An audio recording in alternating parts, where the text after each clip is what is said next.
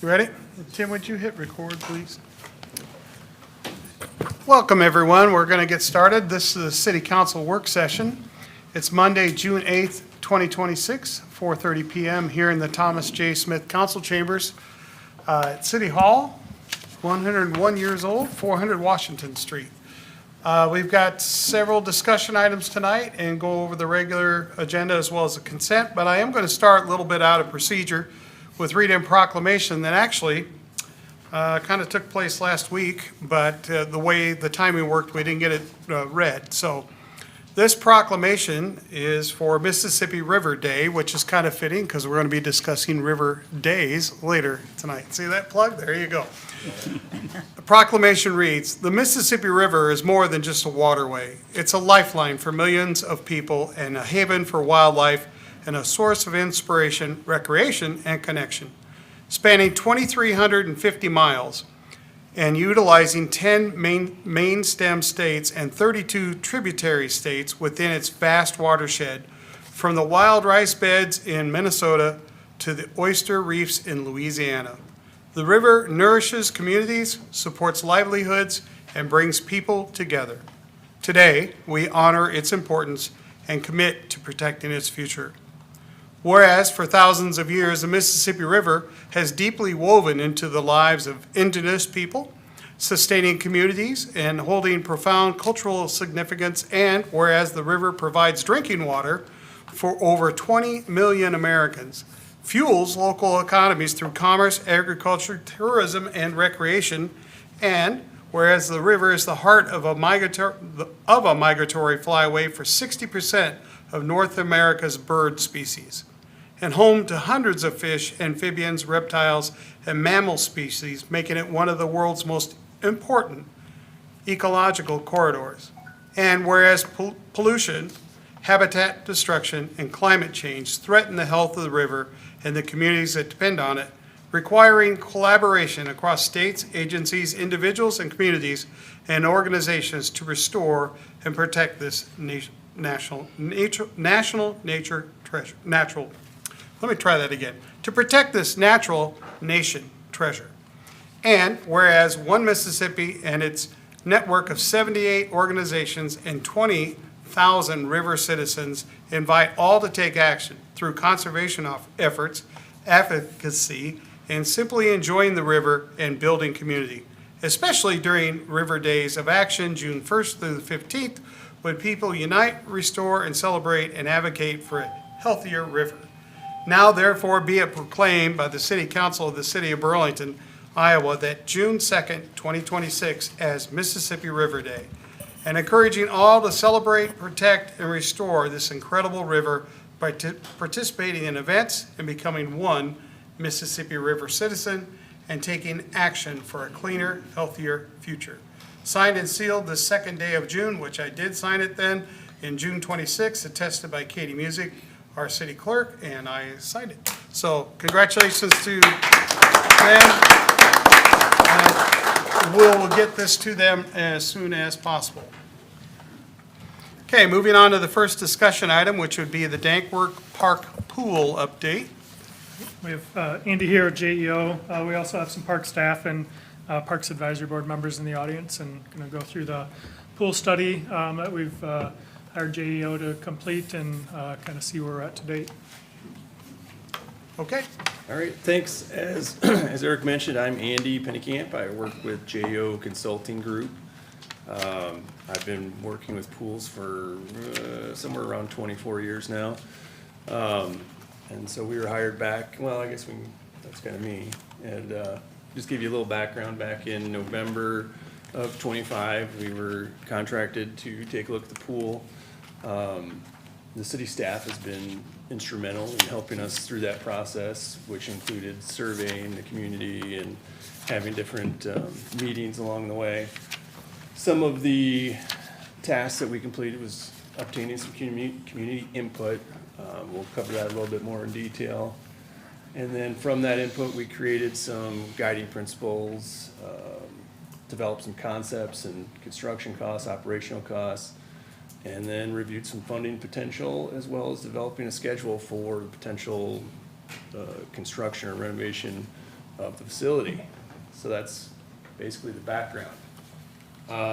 Starting off with community survey, that happened in January, ran a couple months, and had over 1,200 respondents, which we felt like was a pretty good number of respondents. From that, we didn't just close that off to the city, others were allowed to respond, but 84% of the respondents were residents. So again, a good number of taxpayers taking that survey. And overall, it showed a lot of support for a pool, something within the community. And the little word art chart on this slide kind of gives you some of the words. They had an opportunity to write a sentence or some words at the end of the survey saying, you know, any last minute conversation items. And it was just really heavy on, we'd like to have the pool, reopen the pool. Just like we'll see in the next slide, a lot of support for this project. Okay, so there was, I believe, 14 questions on the survey. I'm highlighting just a few points that we covered in the survey, and a lot of the questions were in series that would build a basis for these key topics. So the first one was location. We asked them if they preferred the location was at, or if there's somewhere else in the community a pool could be. And overwhelmingly, it was built at the existing site. So 92% of the people surveyed wanted it at the existing pool site. Then they were asked a series of questions about, well, what should the city do? I guess I should have touched base on that too, is the existing pool's closed. So, you know, could we do nothing? Yes, we could leave it closed. Could we renovate it, you know, build something new? And again, overwhelming respondents here, only 6% said do nothing. Like, just leave it closed, let's abandon it, maybe replace it, but just essentially not reopen it. So only 6% said that. Otherwise, 94% build. And then breaking that down even more with other questions was, not only should we build, but we should add some amenities. So zero depth, and actually that's probably the next slide, but zero depth and other amenities added on to the pool would be great. And then since we're looking at the existing pool, since the community has familiarity with that, we wanted to understand what we could do better there, or maybe the facility was perfect. It's just to understand the community's perception. And so overall, the facility rated 4.1 out of 5, which is pretty good. Says community likes what they've got there, but maybe it could have a little bit of improvement. 70% said it was sufficient size, meaning there was good space in there. Didn't seem like it was overcrowded. Improvements that they'd like to see, though, are more shade, leisure space outside the pool, sprays and shallow depth play features, and then a zero entry. And then we broke it down more to look at the facility as a whole. Like what outside of the pool could you include? And shade and lounge space came up as number 1 and 2. And then improved bathhouse, accessibility, concessions were all equally rated, kind of at that number 3 item to add to the facility. Eric and team did other input. I'll let you So we go. did bring this to the Parks Advisory Committee, the survey and then the concept a couple times, presented to the Rotary Club, and then had some small group input session, just to get some of those key feedbacks as well to kind of solidify it. Is the survey telling us what others think also? And we got great support from those groups, kind of fell in line with the survey results of liking what they saw, wanting to see some of those upgrades, modern facility, zero entry, something for everyone. So I think those just kind of reaffirm some of those survey results that we got from people in a one-on-one or small group setting. So that was good to get that additional input as well.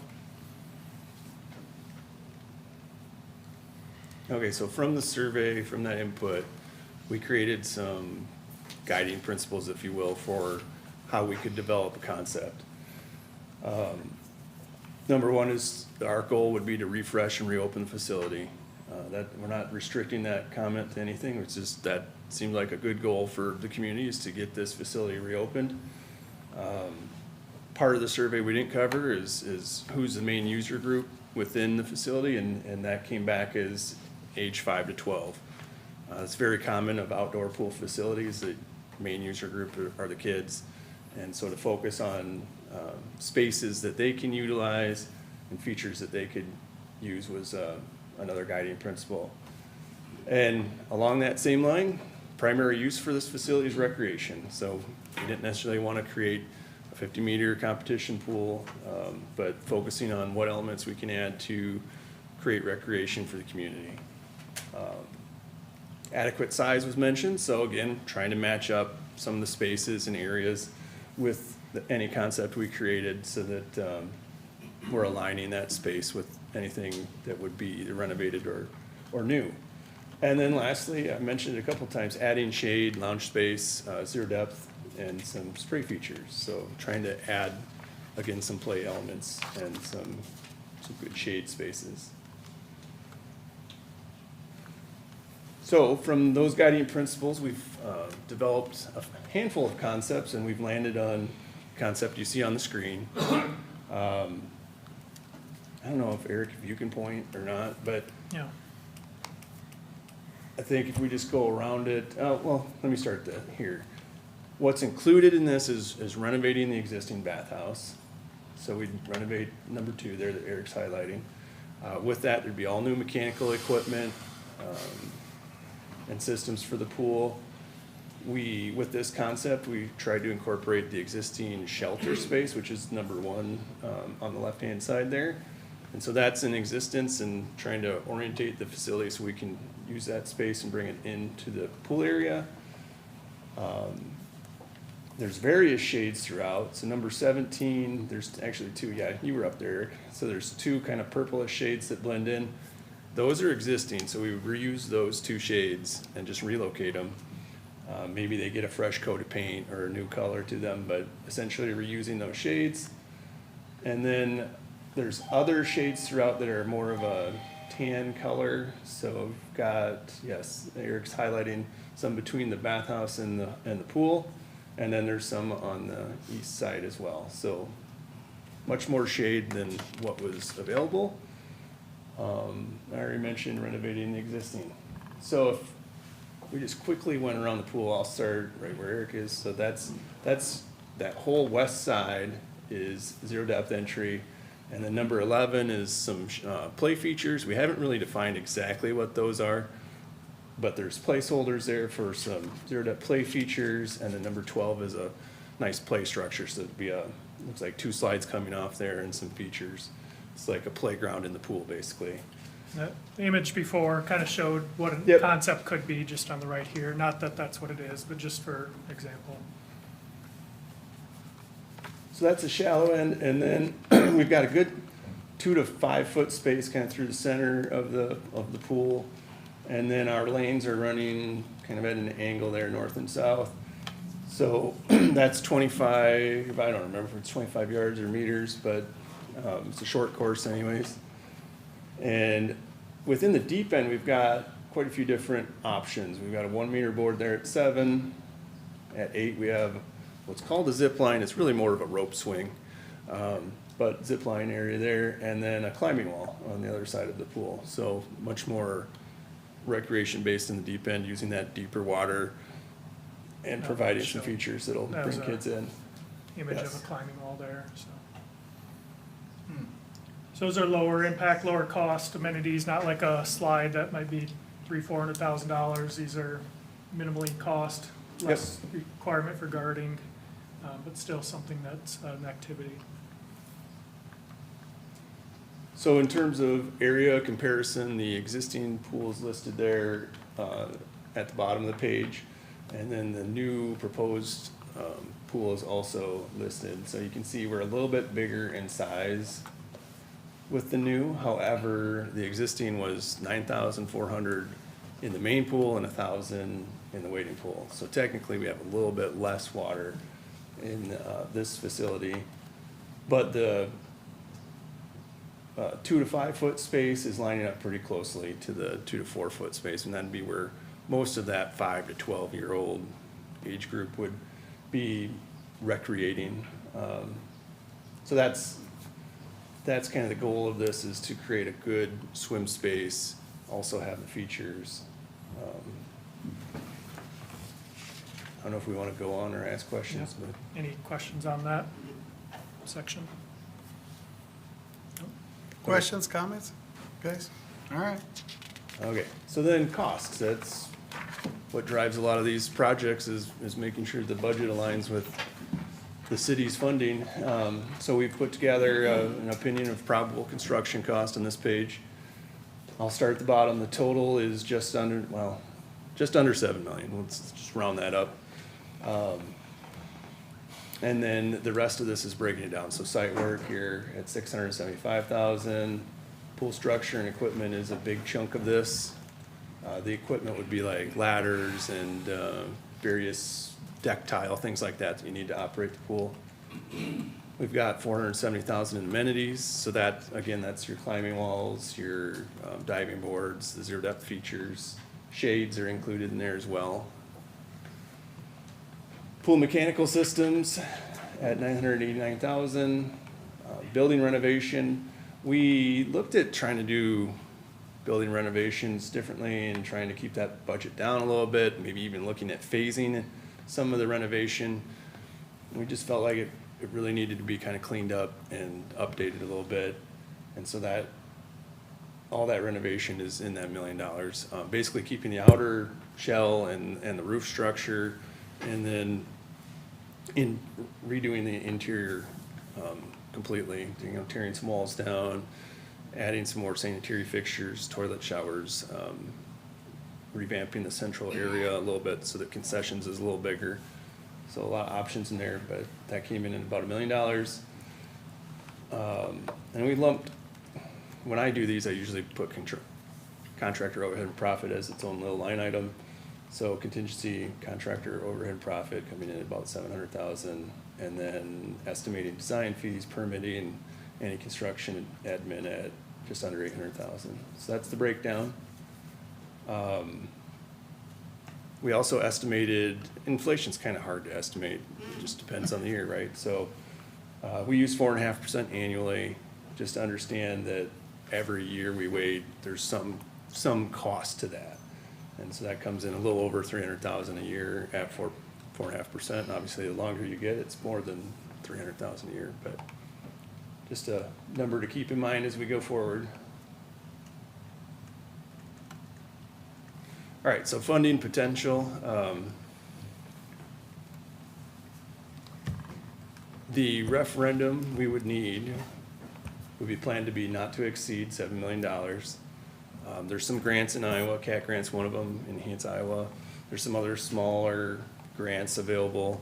So our target is 500,000 in fundraising and grants. So any of that money would just come off that not to exceed number. And then Chad was gonna talk about debt structure if he was able. Yeah, and I didn't get a chance to Okay. pull those numbers together, but just looking at the fire department referendum or the fire station referendum, that was in '22. That was at not to exceed $7 million, and that was at 62 cents on the debt levy, if that would hold. So we're obviously 3-4 years beyond that, so our valuation has certainly increased if it were to stay to that. So I would expect that to be in that 50 to 60 cent range, certainly. Was there any thought to, because we've done solar at a couple of buildings now, any thought to maybe a solar a piece to this to help us with the expense of keeping the pool heated and updated that way? I haven't looked at that.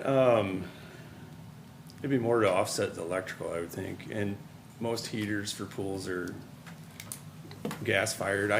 We can do electric heat pumps, but Yeah, I mean, tit for tat, so. yeah, it'd be more to offset that. I would think well, we've got a pitched roof on it, but I mean, it's something we can look at. We didn't necessarily look at that to try to offset it.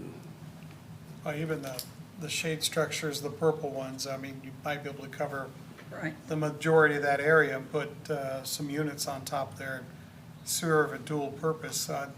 Like we have it, so. Yeah, like, it'd just be Wonderful. worth discussion, so. but- Questions, comments, guys? It's exciting. Obviously, if we get grants, CAT grants, that lowers that cost as well, from that 50-60 range. If we get grants or foundations or donations, so that'd be the max, I guess, estimate.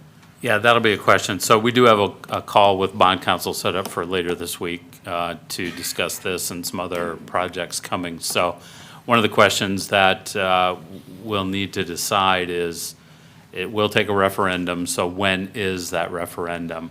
Under new law, we can only do bond referendums in the fall, which is fine, so November. So if we're gonna do it this November, there will be some things that council will need to decide, and we'll need to get going on some things. And again, that's the reason for our call with bond council this week. It is in the CIP. That doesn't mean anything. It's a placeholder. Yeah, but there's other projects that we're gonna have to balance this against too, right? So once you have that discussion with bond council, you're gonna give us an update what our Yes. options may be, sir? Mhm. Okay, thank you. Well, it's interesting, I'll tell you that. My Not slides. quite done. Oh, okay. So, one, we want to hit on the schedule just quickly. I went right to question. Chad mentioned the referendum, so this was all based on November referendum and not starting until after we knew it was a go.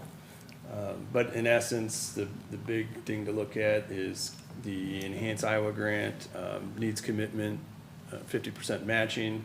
So we would have to wait till the referendum is passed, then apply for that. So that would start November. We'd start about the same time on designing the project and that will take, 6 to 8 months, depending on how quickly we move through survey and geotechnical and things like that. So we'd be looking at somewhere next summer, publicly bidding or at least starting construction after that. And so that really puts you opening the pool again in 2028.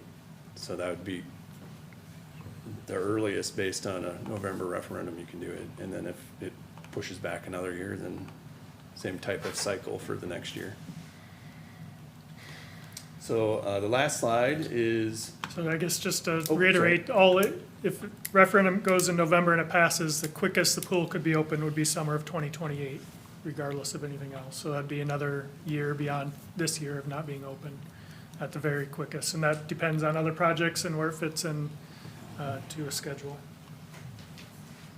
so then we wanted to hit just what's left for the study, and we're planning an open house here in July to inform the public of a lot of what we just talked about.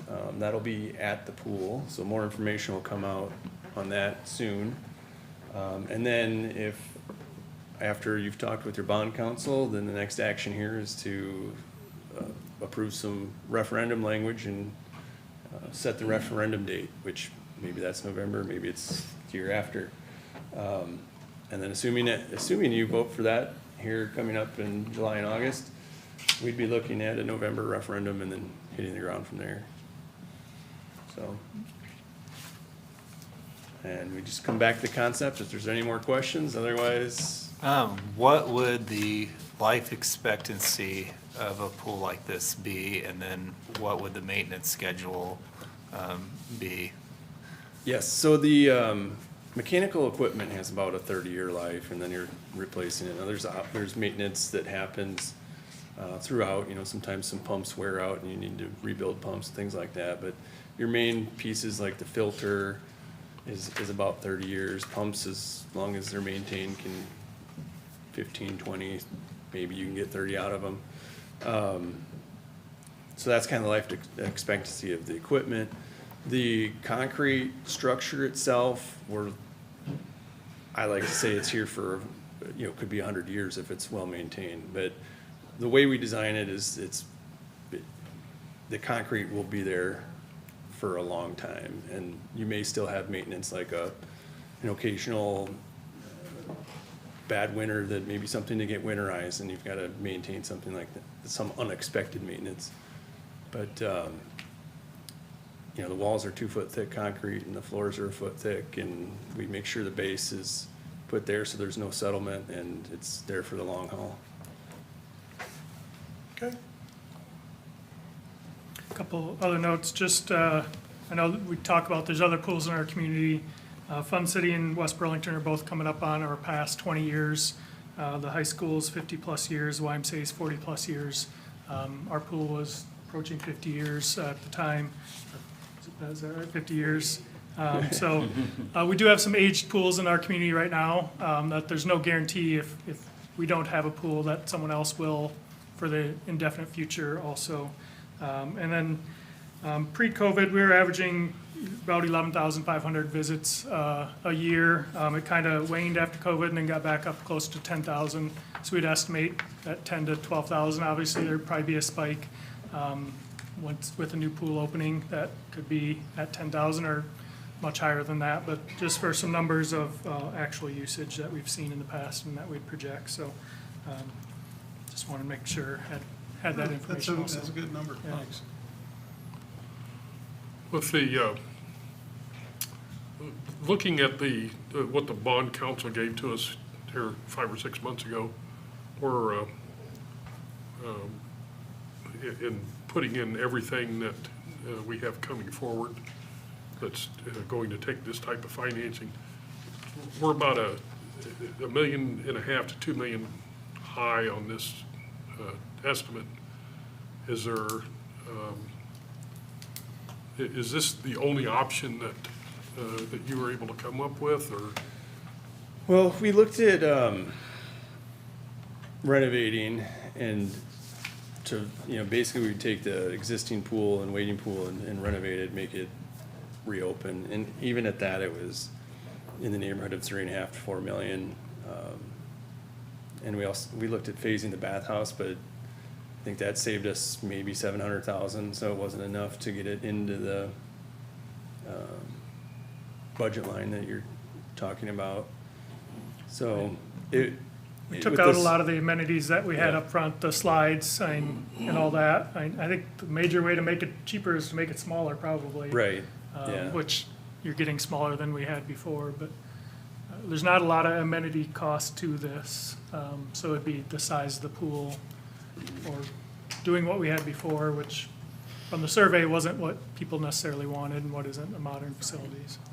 Well, I think we've hit a season of getting stuff done, and we like to do it once and do it right and do it for the long term. So if this is a 50-year pool, then we want it to be something that is going to be a destination for people for 50 years. So, you know, I don't think that making it necessarily smaller is going to work for the future of Burlington if we do have some growth, or if people start coming to our pool as opposed to the other ones. So I think the people have been asking for it, definitely. By the results of your survey, I think that's indicative of that.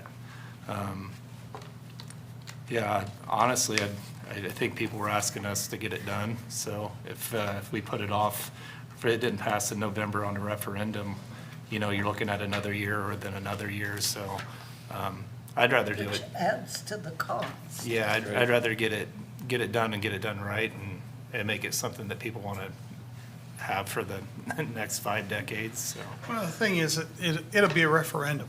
So Right, yeah. referendum would be what the people have a willingness to do, and we'll go from there. So the only thing we can do is present the options and go from Yeah, there. I'd want to put it on a referendum. We agree on that, or?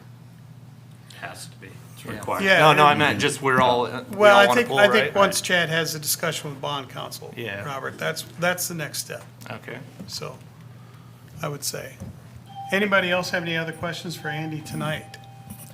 Is there anything for the council that stood out that you see outside of cost of maybe we need to consider or shouldn't consider with the pool, or?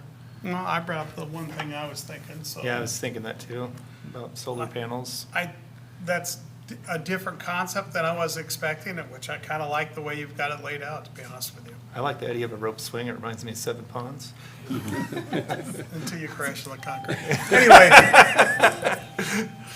Anything else, council, for tonight? Mayor, I would just Yeah. add, from my perspective, I think staff, working with Andy and JEO, has done a really nice job being mindful of operational costs moving Right. forward, because, you know, building a pool is one thing, but then operating it long-term can have budget impacts, you know, for the life of it. And I think staff's done a really nice job trying to be mindful of that. Trying to keep the footprint down to something basic, you know, in my experience, and Andy and I have worked on some things, we've known each other for a long time, and I, you know, operated the pool for many years as a director. You can be a competition pool, you can be a recreation pool, you can be a therapy pool, but you can't be all of those things, because you just can't afford to be all of those things. And I think staff's done a nice job here trying to compromise and be a recreational facility, but not over the top with the slides. As Eric said, slides are expensive. They take extra lifeguards. A lot of people don't know that. And when you see other pools closing their slides, it's because they don't have lifeguards. They don't have the Right. staff. And again, that goes back to, you know, being mindful of the operational costs. You know, can we operate a facility with 8 lifeguards instead of 18 lifeguards? That's important to keep in mind, and I think staff's done a nice job reusing the bathhouse and taking care of that structure. I think that's important. So you have a public input meeting coming up yet, at least one more, right? So I think that'll help kind of refine, and then we'll come back with bond counsel and financial advisor information before council has to make a decision on where we go from here. Yeah, I would agree operations are important, especially when we have another pool in our area that they're talking about because of operational costs of not opening. So we have to look at that as well, so. So is there anybody from like the Parks Advisory Committee or the Rotary or that input session in here tonight that had comments, or that they had this, were you part of that group, sir? or- Yeah. You'd have to ask John if. Yeah, I don't, it's got a long agenda, Robert. Yeah. Since we're gonna have public input, I'd rather wait on that. No offense, Mark. I'd rather wait on that till we have the Yeah, next. no, I was wondering if anybody had Yeah. anything pertinent. Get with us after the meeting if Yeah. you have something. Work session's always tough because we normally don't Don't have open it. public comment. But I promise you, we're gonna have at least one public session where we'll be there, at least I guarantee you that I will be, and I'm sure council's gonna make every effort. Be there and get your thoughts and opinions on that, so. Thank you, there's plenty of time for that. I can Thanks for your understanding of that. I can email council a summary of our meetings as well, so you have Yeah. I appreciate that, Eric. I would like to comment that I really like the use of the zero entry at the west end and moving into that medium depth area without encroaching in the lanes. I think that's a great concept. Yeah, well, looks good. Thank you. All right. We look thanks. forward to hearing from you a few more times. Yeah, sounds good. All Thanks. right, Andy, thank you. Next up is the Burlington River Days. Mr. Chris Lee, come on up. Thank you for taking the time to hear me out today. I'm Chris Lee. I wear many hats, literally and figuratively. Right? Burlington River Days is this weekend, so this is the second annual Burlington River Days. I and a group of friends, Chris Graham being one of them, in the room with us today, started this event last year. Ultimately, this event is a fundraising event for the Partners for Conservation Foundation, and that's really the point that I want to make here. Yeah, it's an enormous community event. Last year, it brought 12,000 people down to the riverfront in the course of 3 days, and we pulled the thing together in 6 months. So we really didn't know what to expect putting that thing on last year, and we were pleasantly surprised. I think it just shows how much appetite there is in this community for something like that. Not just from the entertainment and something to do perspective. There's a lot of things to do in this community, despite what some folks say. I think it's that connection back to the river, and it's this persona that we've brought to this event that welcomes the community with open arms and doesn't take ourselves real seriously. Right? If you've ever seen any of the Facebook videos, obviously that's true. But ultimately, the event is a fundraiser for the Partners for Conservation Foundation. And for better part of 30 years, the Partners for Conservation Foundation has kind of existed in the background. It served as the nonprofit fundraising arm for Des Moines County Conservation and a lot of other entities in the community. So it was the fiscal agent for the Whitty Observatory, which is up there at Big Hollow, used to be on the roof of Burlington High School. It's the fiscal agent for the Des Moines County Nature Trails Association. It was the fiscal agent for the Leopold Group for quite a while before they split off, formed their own nonprofit to protect and preserve the Leopold estate up there on Clay Street. And it also served as the fundraising arm for Big Hollow Recreation Area. So that place would not be what it is, the 800-acre park with 50-plus campsites and a 178-acre lake. That place would not exist were it not for this foundation and all the fundraising that a lot of board members and volunteers with that foundation did over the years to grow that into what it is. The Flint River Trail that connects Big Hollow down to the city of Burlington would not exist were it not for all of the funding and donations that it got from this community to make these things possible. And so I feel it's a great honor to serve in the role that I do as the executive director of Des Moines County Conservation, because I'm just the one that's currently carrying the torch for all of these things that have happened in this community and the support that this community has brought to make those things happen. So the next big thing that this foundation is doing, aside from River Days, is it is serving as the fiscal agent to potentially resurrect the Big Muddies building. So I just wanted to get in front of council today and just update you. I'm sure everybody's heard that something's happening with Big Muddies, right? And if you look online, if you read the press, like, oh, somebody bought it. That's not actually true. The Partners for Conservation Foundation has secured a tentative donation agreement from Weingard Realty, who owns the building. So once the foundation raises the funds and once council here, and that's why I'm coming to you today, agrees to partner to be a signatory on this tentative donation agreement to transfer the lease, because the city owns the land upon which the building sits. The city agrees to transfer the lease to the Partners for Conservation Foundation.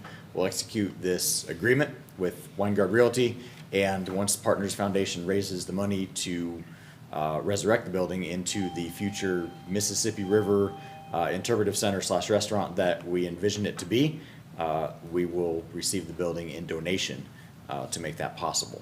This is an enormous milestone that when this dream for this place started a year and a half ago, we had no idea how anything would even become of this. First thing obviously we had to do is find out, can we even secure the place? And Weingard came back to us and said, we'd be willing to donate this to you if you can turn this into what you dream it to be. I do have some resurrection plans here. I'm happy to share those with you if you haven't seen those already. But the dream for the place, just real quick, is to turn it into an interpretive center on the south end. So basically from kind of where the restaurant ended, so the main entrance in there, to the north would be the restaurant, to the south would be the interpretive center. Interpretive center would be aquariums, floor-to-ceiling aquariums with native Mississippi River fish.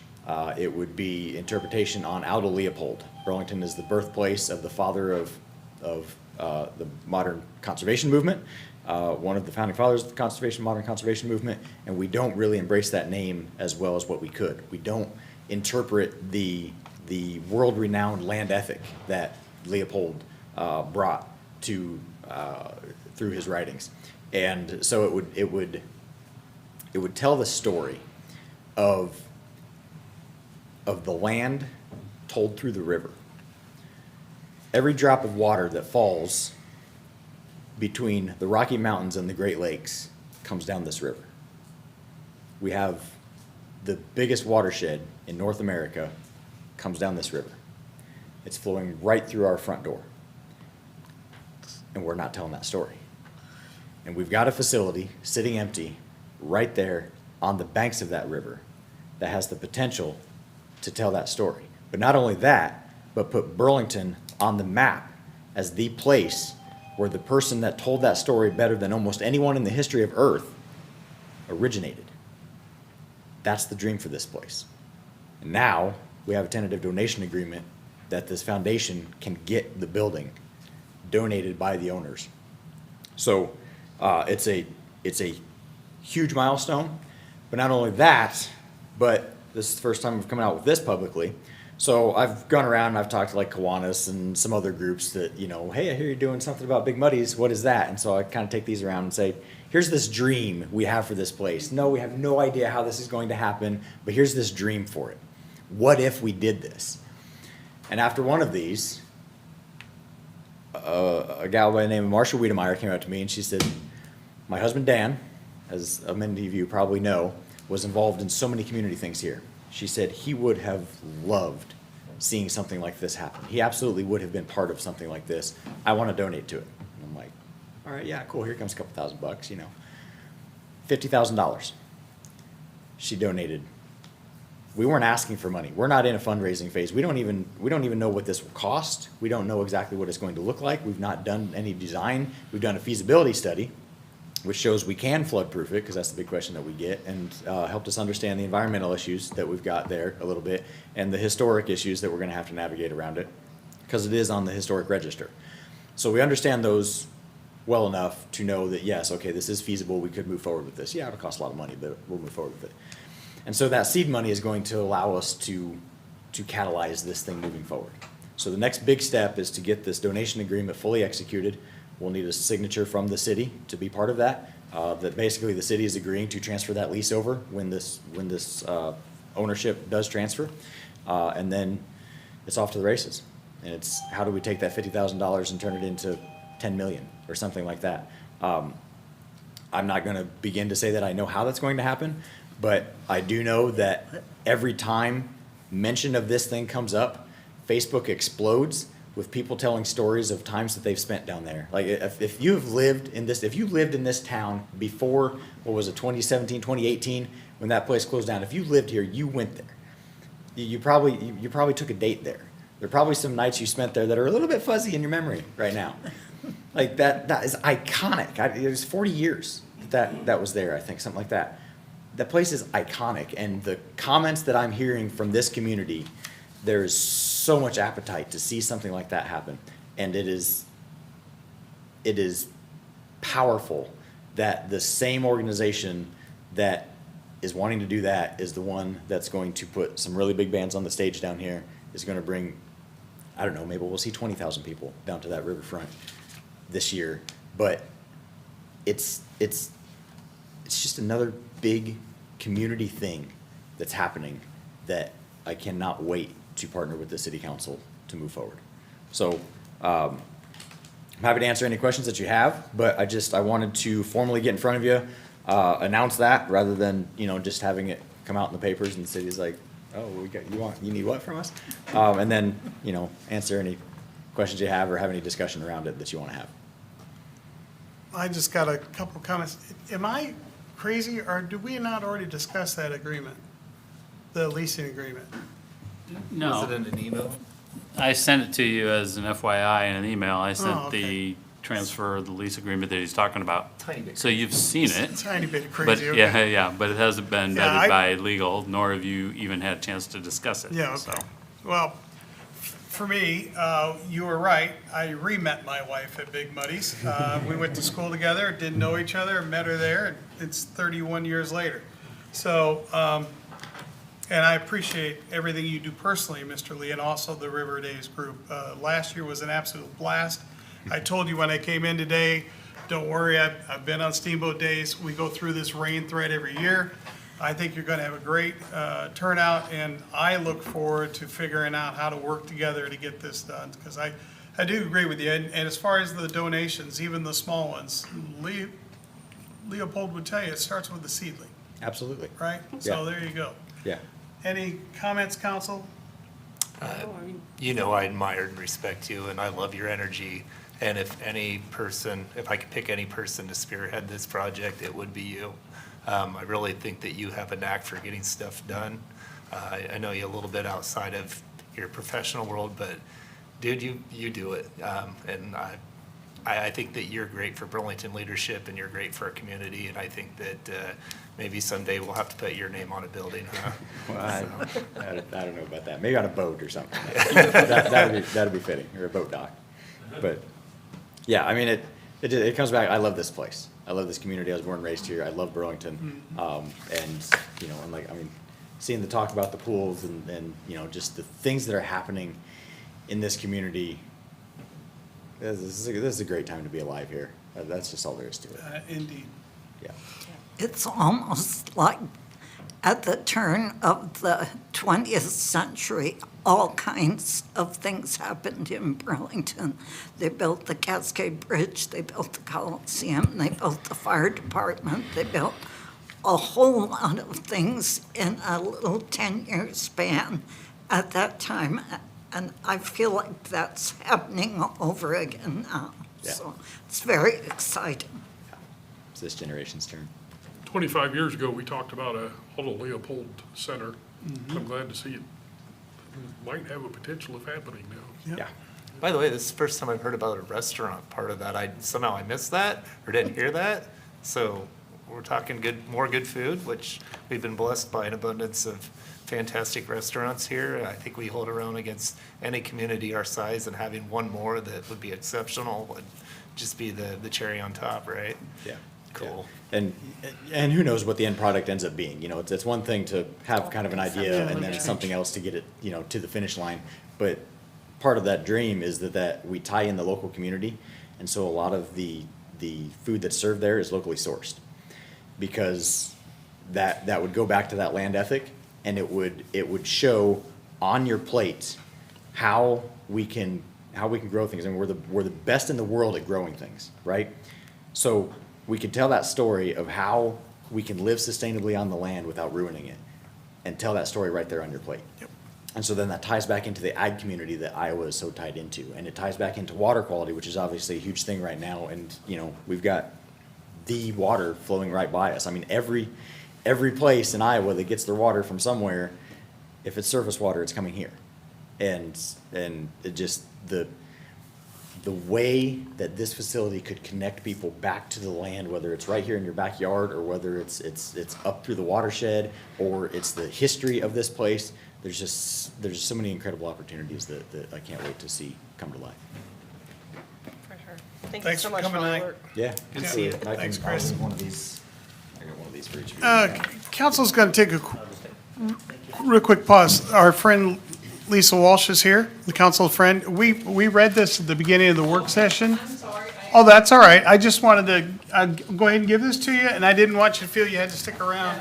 I apologize for being late. I put it on my docket for 5 o'clock, so I apologize. I just want to say on behalf of the Mississippi, oh, okay, I'm sorry. Sorry. I want to say, I'm Lisa Walsh. I'm representing tonight Mississippi River Parkway Commission and also this organization that I've gotten to work with nationally on the Mississippi River Parkway. And they're a great organization, and I think they have a lot of potential. But listening to Chris and having Chris be a presenter at our F&M Navigators, I can't help think how wonderful this will be that we might possibly get 2 interpreter centers in Des Moines County. We currently have the Des Moines County Historical Center, but it would be nice to have this down the road to compete against Dubuque that gets a lot of the got a deal and so forth. So thank you, and I apologize for being late, but thank you very much for this honor. You bet. Thank you. Thank you. All right, next up on our discussions is the Black Hawk Rock update by Mr. Russ Fry. Hi, everybody. Mr. Frank. As you know, over the last several years, I've been trying to get the Black Hawk Rock established as a National Historic Site. And since the city owns the property, I thought I'd give you an update. I submitted a preliminary application to the State Historic Preservation Office asking to have it made into a historic site, and it was turned down or rejected. And I would like to explain to the council why that happened. You should also have a handout of some of the things we can do moving forward. I'd answer your questions, and then you could contact me later if you got some advice for me. If I were doing research on the Burlington City Council, I could probably find thousands of written records of where the city council has been held over the last 150 years. Unfortunately, the Native American council sites were word of mouth over generations. And when they were expelled from Iowa, they no longer had a need to be passing this down the line, and it's lost from memory. So I've got maybe a dozen circumstantial pieces of evidence that establish that as the site. I believe it's clear and convincing that that is the site. To give you an example, what I mean by circumstantial evidence is that in the 1820s, about where the marina is now, there was a trading post. Trading posts were almost always near council sites, but that almost isn't good enough for the State Historic Preservation Office. So I have a list of things that we could probably do to move forward and continue with this. A few of them I'm going to do on my own at my own expense, and they're related to further research. The rest of the things involve raising money and getting community support, and I'm getting over my head on what I know what to do. So I'm turning to you, I'm turning to the Historical Society. I may be talking to Chris one of these times, but there's where we stand. And if you have questions, I'd be really happy to answer them to the best I can. Some of these things in here I would recommend against. Some of them would probably be very beneficial, but they cost money. You did do a dig up there, right? Yes, we did it. I did raise $12,800 to do a dig by the State Office of Archaeology. And we found 2 pieces of chert debris, which means that there were native people there making tools. But that doesn't prove that that is Black Hawk site. That just proves that there were native people there. So that adds weight to it, but it doesn't prove it. So yes, we found some, that was just about a year ago we did that.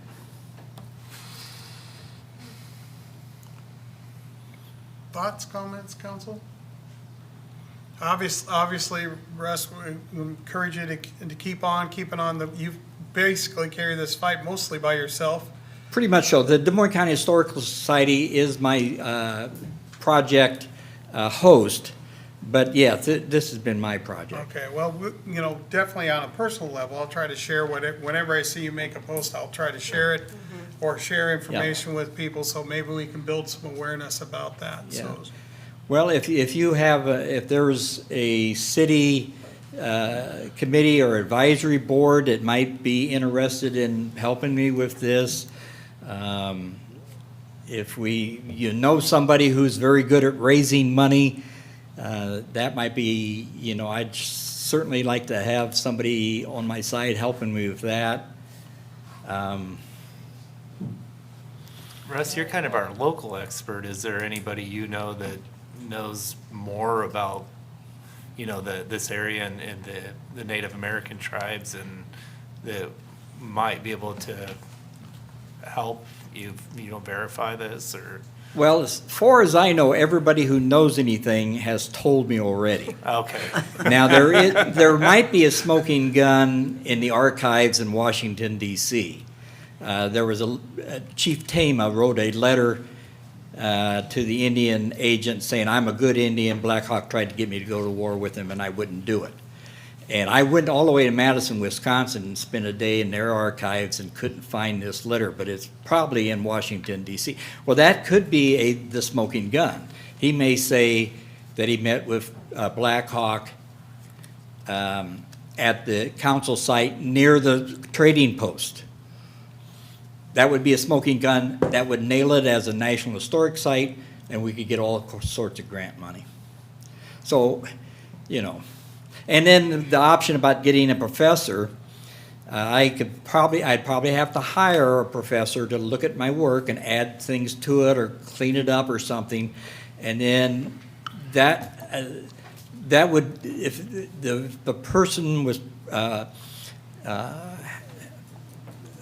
had some status, that might help push things over, rather than just an amateur historian doing the work.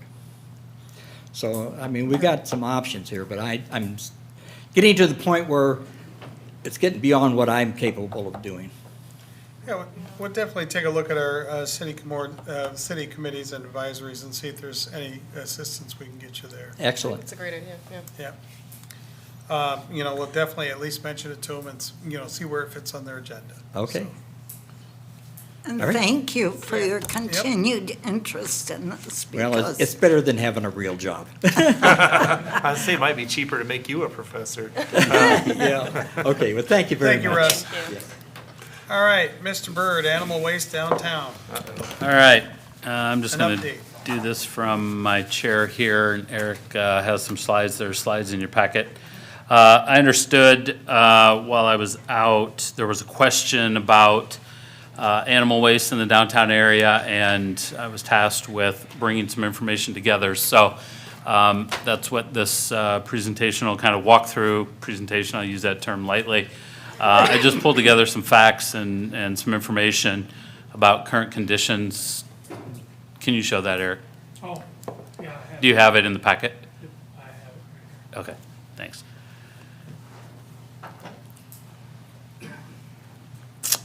So just kind of reviewing slide 2, Eric, if you'd go to the one with the stats on there. So, you know, it's no secret that we have more than 200 residential units built in the downtown area since 2021 or so, which is amazing. But that puts excessive burden on a lot of our infrastructure, right? And it also means that we have more people living downtown, and those folks bring pets, which is great, but it adds to our problem.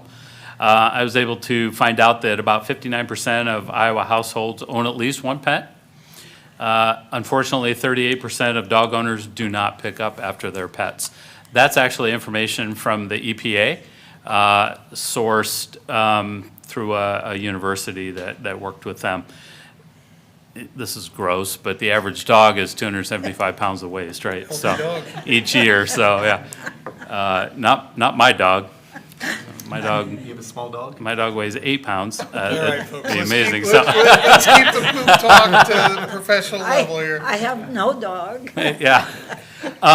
So, you know, and I'm not going to read all this. I mean, you can read and you've seen this information, but obviously with Churchill, Blau, Tama-2, Merge, and numerous upper story residential units and their pets, the volume of animal waste on our streets, Sure. sidewalks, parks, et cetera, has just simply increased, right? So, not only is it unsightly, difficult to walk around if you're in the downtown area. Of course, we have more events and more people. It becomes unsightly and a hazard, but there's also health and environmental impacts with bacteria contamination, water pollution, and soil and public space contaminations into our parks. And even those flower beds and boulevards and green areas, you know, just leaving it sit to accumulate there, again, it can filter, it can get into the water, it can get into the storm system. It pollutes that great river that we have, right? So, current conditions, so we do have Chapter 65 Animal Control and Chapter 65.23 Animal Waste. It already is in our code that it's against city ordinance to basically just not clean up after your animal, right? That's expected. Enforcement is managed really through a lot of different ways.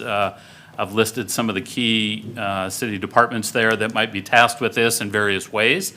Animal control officer through the PD department, police department, the Parks Department, they put out trash cans and doggy station with the little bags. The street department, they might send out the street sweeper or do other things. Property maintenance staff, again, they're down there with garbage cans and you know, doing what else they do just to keep our downtown beautiful. All of these staff organizations do that. As they see people, you know, do they enforce, do they reinforce, do they have conversations? Certainly. And then, of course, we have, you know, our certified peace officers, the Board of Health, County Board of Health, all are tasked with, working on these environmental nuisances. We have a dog waste station program. And so we have several units that sort of look like that. In the downtown area, I thought it was interesting in the bubble there, the call out, cities with waste station programs see up to 40-time increase in bag use over time. The city of Des Moines reports downtown bag use increased from 4,800 a year to over 190,000 bags a year since 2007.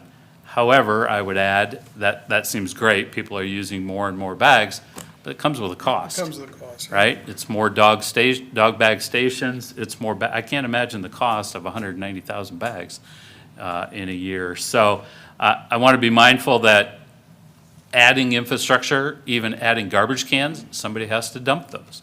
Adding bag stations, somebody has to refill them. We have to purchase more bags.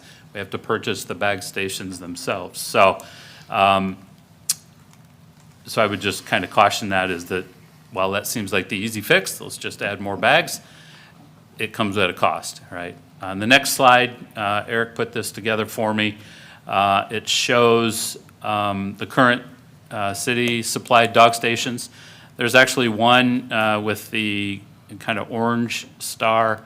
It's a private dog bag station. So one of the residential units took it upon themselves to add one there. So Good for them. yeah, and ultimately, that's what we'd like to see is more just owner-initiated responsibility for taking care of the things that are self-generated. And I did see, I didn't get it added, one more. Churchill has one, and then that one's for Blall, so they both have their own, and they have theirs in their own private property as well. Great, yeah, that's super. We will look at adding a couple of others. I've talked to Eric a little bit about what it might look like to expand on these heat map or circle areas, and we can certainly do that, and it probably makes sense. Eric's team is looking at adding a future dog park. That's the green star there. That's been in the CIP for quite a while. I think they're actually working on going to bid on that here in a few weeks or a month or so. So that project may get started, which will be great because it's an area for pet owners to go. But again, it will take more staff resources and more expense just to keep it, the way we'd like to see it. So currently, what city staff is doing to address the problem, and these aren't necessarily things that are new. I would just draw attention to them or highlight them, or that we will revisit doing them if we've done them in the past, but it's been a period of time. Letters to downtown stakeholders. I did that letter is in the packet. It's coming up here. Just a simple reminder of responsibility to help keep our downtown looking the way we all expect it to look. Social media campaign, working with DPI Main Street, Downtown Partners. They've already sent out some social media reminders and just public awareness of the importance of helping to keep our downtown clean, not just from a pet standpoint, but just in general. Adding a few bag stations, as I mentioned, we're looking at that. And then also working with some of those other departments that I mentioned earlier, whether it's streets, parks, property maintenance, adding a few more trash cans in the downtown area, whether they're coinciding with bag stations or just having a few more. We did identify a couple of gaps in where we thought we could at least have some additional trash cans. So, and since you asked what you can do as a resident, always carry bags. If you have a pet, just keep them in your pocket.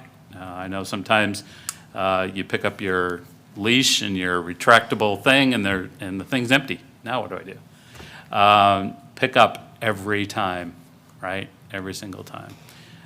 Sometimes if I'm out with our little guy and we've run out of bags, I'll take 2 sticks and I'll just stick them in the ground and make an X, and so then I know I have to come back, right? Use proper disposal, use the bags, use trash cans, et cetera, and then just help spread the word, get the information out. So I don't know if that's what council was looking for. If you have any input or suggestions, my recommendation would be we just have to continue to bring awareness to it, educate, We can do a few things with the built infrastructure, but I would be cautious of budgetary concerns and staff resources to handle that. I would have, I like sending the letters to the downtown stakeholders or building owners. After I got this in the packet, I went and walked, and I will tell you that I discovered 3 dog stations I didn't know that were there. But they do kind of blend in. We have so many signposts, parking signs, everything else. If there's anything we can do or other communities have done to make those stand out, I would say let's at least look at that. So they kind of, because the color of them and the way they're structured, they just kind of blend. So that would be my one suggestion, because I walked and driven by the ones that I've discovered thanks to your map, and I never knew they were there. So, you know, anything we can do to make those stand out so people realize, hey, this is a dog waste station. But, Make them fire hydrant red and the dogs will go straight to them. yeah, No. I was thinking just paint some paw prints on the sidewalk. as our number one downtown volunteer, and you painted the tiger tracks, you can do that. Yes, you? Yeah. I did. No, Chad, seriously, appreciate you putting this together. I know it's something we don't really have. I mean, Christina's busy enough dealing with dogs. We're not gonna have animal control dealing with it, and our officers are busy. So enforcement's difficult. Well, yeah, I mean, without following people around on the street. Right, That's but not weird. I will say this, that if you're, in today's world, if you're a dog owner not picking up, someone's seeing you, because there's cameras everywhere. And all it takes is a few times, and it happens, for someone to get humiliated by, hey, I caught this person, and they're looking for you right now. So if anybody's listening, you need to know that they're looking for you, and if they get a picture of you, people are gonna put you out there for know everybody it. to see. We So- know a guy that'll box it up and bring it back to you. Yeah, well. So, anybody have any comments or concerns beyond the report? No, I appreciate it, though. Yeah. Thank you for what staff does. It's going to be, as we continue, you know, the great thing about success is you have new problems. And that's one of them. So we've been successful in the downtown living, so we'll deal with it. Moving on to board and commission reports. Tim, starting with you, anything tonight? Yeah, I got several. Last week, the Economic Development Board met. We did get update on several projects, smaller projects and potential projects. There's, they couldn't talk about all of them, but one of them, Aventis in Mediapolis, who makes equipment for concrete construction. They are doing a $12 million expansion, adding a 30,000 square foot building. Let's see, the Grow Greater Burlington has cleaned up the 24 acres that's north of the Southeast Iowa Regional Planning building, and is making it available for business-type activities. The hospital has got their 24-acre site for sale. It's behind the new Casey's on Agency, across from the hospital. That's on the market now for development. The ammunition plant construction should be starting at any time. It's going to be a 4-year program, and it's going to bring a lot of people into the community, a lot of contractors. And so we'll see quite an uptick there in local business when that finally gets fully underway. And then they're working on some other properties in the Burlington, West Burlington area for expansion, for making available for construction, or for commercial and industrial areas. Hang on a second. There's something else in here. I might have mentioned this last time. It was in the minutes, but we've requested, or we increased the recommendation for matching funds for new jobs that pay 100 to 130% of median wages, and then those above 130%.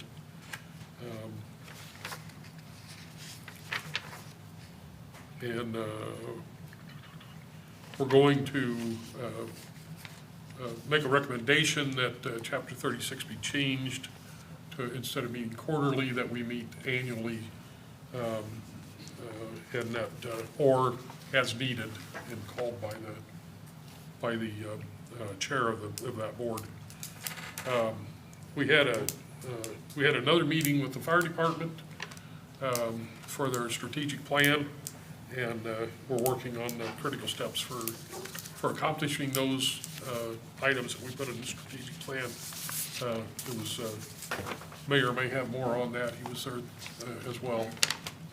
Again, I'm really impressed with the work that the chief's doing and the guys that have volunteered, guys and gals that have volunteered to be on that committee.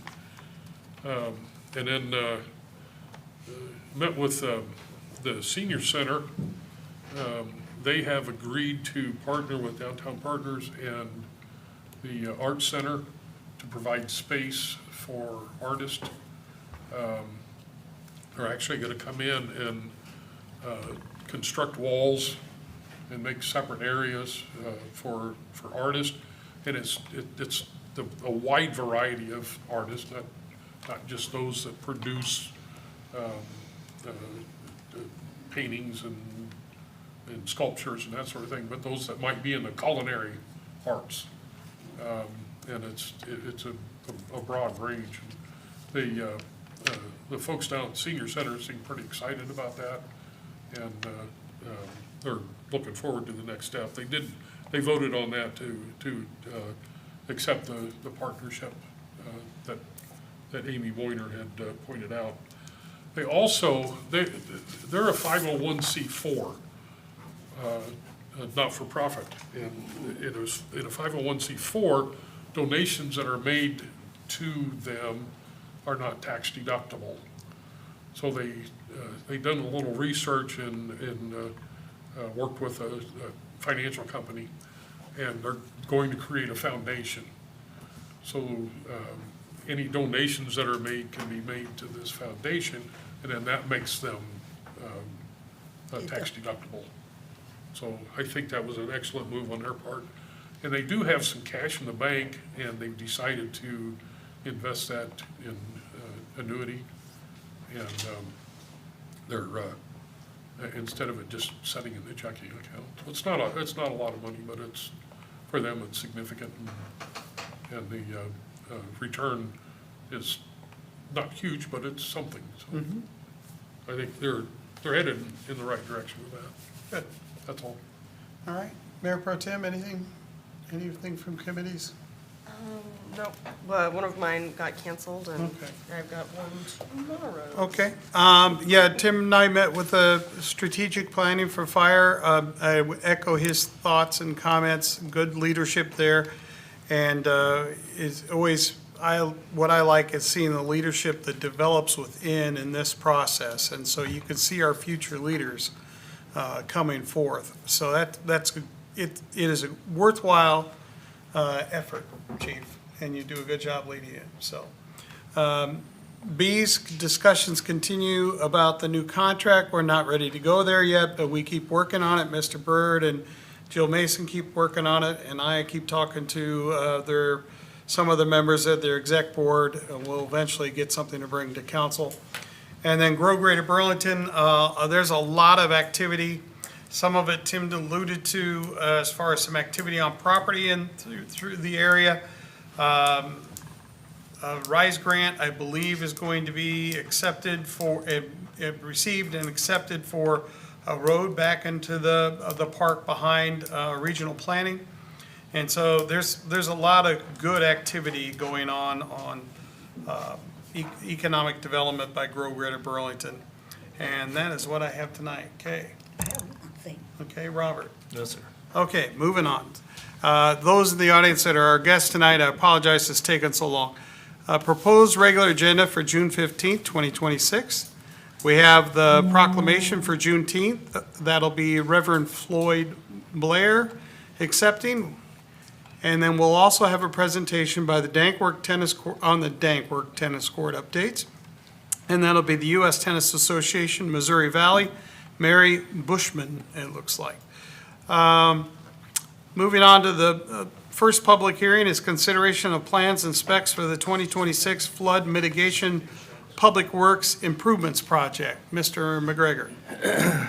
So Eric threw up an image, just for reference. The north arrow is pointing to your left. There's too much verbiage to be able to get it, so it was actually pointing up for north. A little hard for me to understand, but so this flood mitigation project, what's in front of you tonight and next week is for some site plan preparation for the storage facility.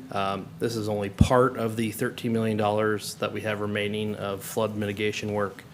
And so what we're doing with this work is going to remove all of the trees on the property that the city acquired several months ago. This is just to the north and west of the Public Works building. And then you see the two building sites that are there. The one on the west or the bottom side of the page is the flood storage building. The piece to the north is the salt dome that you all approved several months ago. And so we'll be removing the trees and then putting down asphalt and kind of preparing the ground for the building structures that will go up. The site estimate work is $755,000 paid for out of the flood mitigation dollars. So not a lot of fancy stuff, but just some paving essentially. Okay. Any questions or concerns, council? Thank you. I hate to see all the trees go. Yeah, not ideal, but at the same time, there were a lot of volunteer trees. If that, there was a fence line with the previous Like property, trash trees. and so they just they're kind of wily. They're all over the place. There's some that are dying, Not maintained. but It's just, yeah. so nice to clean it up and get it so it's a functional space, and it would allow for some extra storage or facility use in the future. So. And maybe later we can plant some good trees. If you read enough books, you can help with that effort.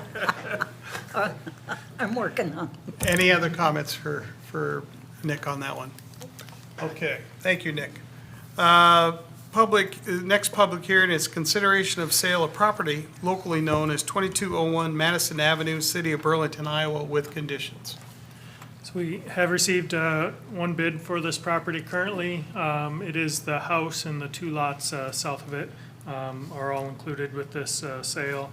There's a little more extensive conditions of sale, including a requirement to work with a structural engineer and provide architectural drawings, but also the standard electrician, plumbing contractors, all work has to be brought up to current code standards.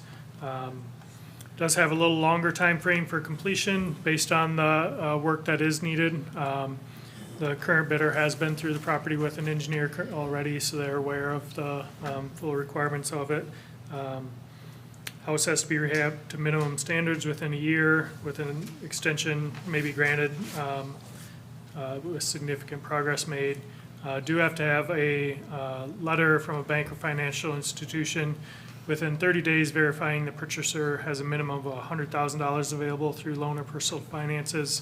Our typical is $10,000. It just does, this property does require significant work, so we want people to be aware of that. It's not something, if you're not aware that you can just bid on and hope that you can fix it up, you have to be able to, it's gonna take a lot of work and effort to get it to a standard, so wanted to make sure that the conditions reflected that. But current bidder is aware, has been through the property, and has met with an engineer, so they're kind of two steps ahead currently, so. I'm excited. All eyes will be on this one. Yeah, yep. There's a lot of excitement and a lot of questions about it, so. And you can see on those pictures, and it's not in a great condition currently, and hopefully that someone can bring it back, but Yeah, that's crazy. one Council, went quick. you have any other thoughts or concerns on this one? Don't worry, I do I realize that, would love to see it yeah, repaired. I think that's everybody. Don't worry, Council, I did remember the appointments. I'll get to that at the end. I was just trying to get to our guests here. Okay, next is adoption of the second reading of an ordinance of Chapter 65.05 of Burlington, Iowa Code of Ordinances concerning impoundment of animals running at large, abused, or neglected. Mr. Berg. So this is second reading. I haven't really received any comments. I know there was an individual who spoke at the public hearing last week. I did update my council item memo in the packet, especially paragraph 3, just to note what the current condition is for an impounded animal, and that paragraph there kind of states that. So when an animal is impounded or boarded at the Humane Society, the rate is $30 per animal per day. Impounded animals will be boarded for up to 8 days at the municipality's expense. Then the animal is released to the Humane Society. Issues arise when owners do not claim their animals, and we know who they are, and the public or the Humane Society must expend public funds to provide care for bored, impounded, or abandoned animals. And it's really that issue that comes into light when we know who they are, and they're just basically ignoring either city officials or the Humane Society staff.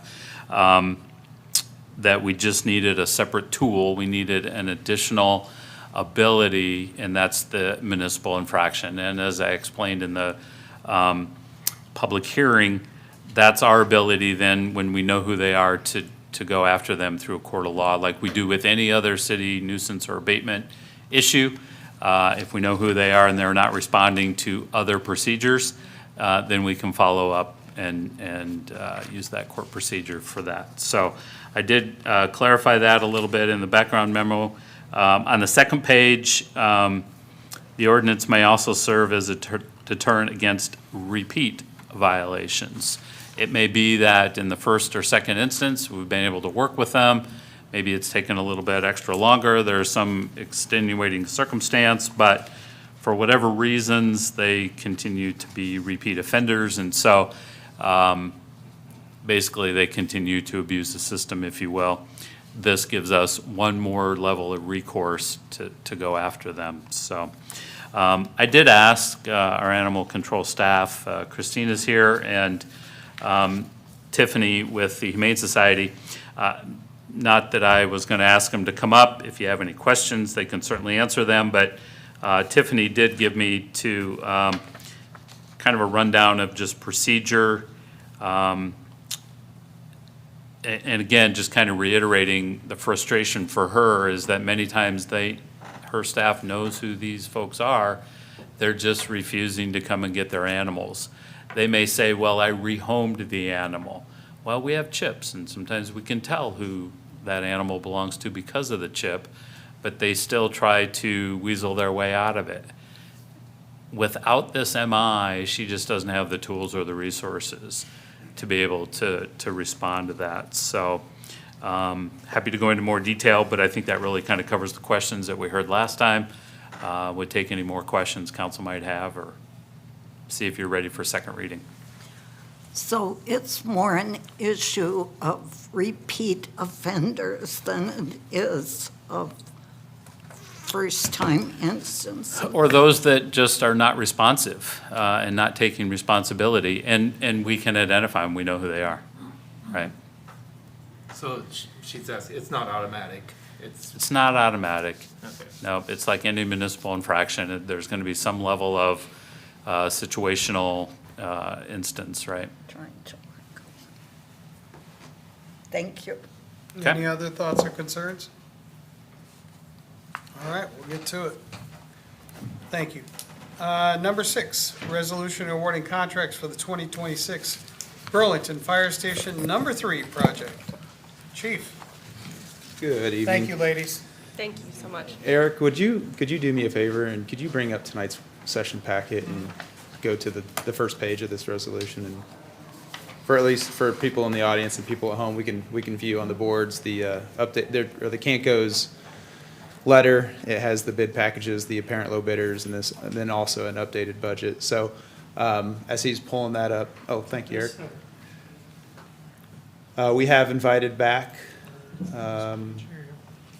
TJ, Russell, and Tad. So I won't stand here at the podium too long tonight. I'll invite Tad up here momentarily. But as you're aware, we've received bids on the 28th. Canco has opened them up, done their due diligence and reviewed them, and officially has this letter out there and their recommendation for award. So without further ado, Tad, I'd invite you up here, and I'll let Tad articulate his letter and our apparent low bidders and where we go from here. So.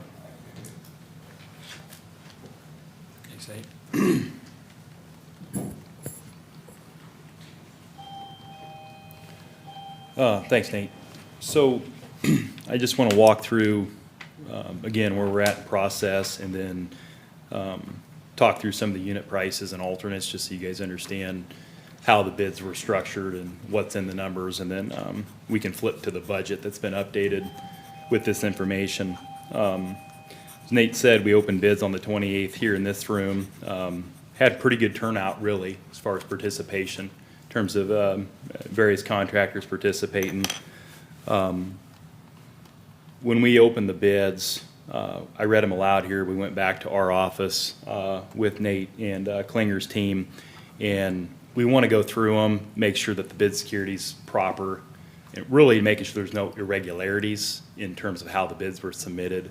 We didn't find that there was any, so I'm communicating to you that to you guys here that that's the case. I also last week I call the representatives of each of these companies just to talk about. I'm really looking for their understanding, just making sure that there's no I guess, doubt or concerns that might be. A lot of times you'll see that if there's a big discrepancy in a particular bid result where maybe there was an error that was made. So we don't want to present, bids to you guys where we think that might be going on. So I have spoken with everybody and have done that. So here's the list. FS Inc. on site work and utilities, SG Construction on the site paving, sidewalks, and floors. We prepared a bid for the general construction package. Carly Nelson and Company, Brockway Mechanical and Roofing on the roofing and sheet metal. Continental Fire Sprinkler and Company on the fire sprinkler. Brockway Mechanical and Roofing on the plumbing and HVAC, and Moorfeld Electric on the electrical. The other thing that I want you guys to be aware of is that on the bid form, we structured several unit prices. Now, these prices are built into those bid numbers, so these numbers aren't in addition to their base bid amount. They're incorporated into it. So the first one is a unit price for over-excavation of unsuitable soil. So what that is when we're putting the foundation in and/or building pad, and we're doing some testing, if we run into some soils that don't pass the test, we're going to remove them and put soils in there that do. And I like to carry this in the bid amount and have the money dealt with ahead of time, so that way when we're in the field and we hit the soils, there's not a big discussion and lost time. We have the money, we have the budget, we know the unit price, we know what to do, we know how to act, we just move forward. In all cases, if these unit rates aren't used, they come back as a deducted change order out of those contract amounts, okay? The next unit price is the construction and it's a laydown area. I like to build that as a unit price because we may not need all the laydown area. We'll get the project started. If we need all of that space, we'll build it. If we don't, we won't. If we don't need it all, we'll get the money back. Additional concrete and paving, that impacts two bid packages, 1 and 2, which would be the site work utilities, paving contractor. This was something that we worked through with Nate. When we were organizing the drawings, there was obviously a lot of care taken, but being budget conscientious. So we removed some paving out of the plan to be conscious on budget, but I added a unit rate here in the event funds were here and there was a desire, we could easily add that back in and would have the price to do so established as part of the bid versus trying to buy that after the fact. So that's what that's there for. That's still a choice. But at least we know the approximate value based on a 1,000 square foot module. Temporary flooring protection, that pertains to the general bid package. We have polished concrete in here and some different finishes that the sequence in construction, when we put those in, you're gonna have a finished floor, you need to build over top of it. So I wanna make sure there's a budget here to use or not use, depending on how things unfold. Like all these, if we don't use it, we won't spend it, it'll come back. Or if we use a portion of it. The fourth one, the next three actually are time and material allowances that pertain both to the general trades package, the plumbing and HVAC, and the electrical. They're for a specified amount of man hours. I think it's 30 hours in the plumbing and HVAC and 40 in the general trades package, and then an allowance of 4,000 for materials. So as things pop up as we're building, and they're incidental, but yet they're above and beyond what would be fair to expect those groups to cover, we have an allowance here to track that effort towards. And depending on, at the end of the job, if 15 hours were recorded and $1,000 in material, that's all that would be paid for, the rest would come back. So that's what those are.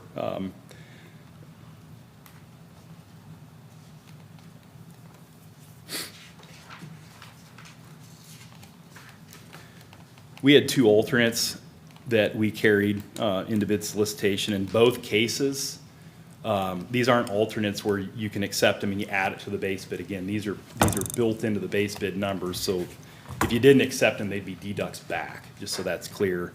The first one was the detached storage garage, and we wanted to separate that scope from the rest of the project. One, to understand what the construction, or what the cost of that garage would entail, and it impacts 4 different contractors' scope of work.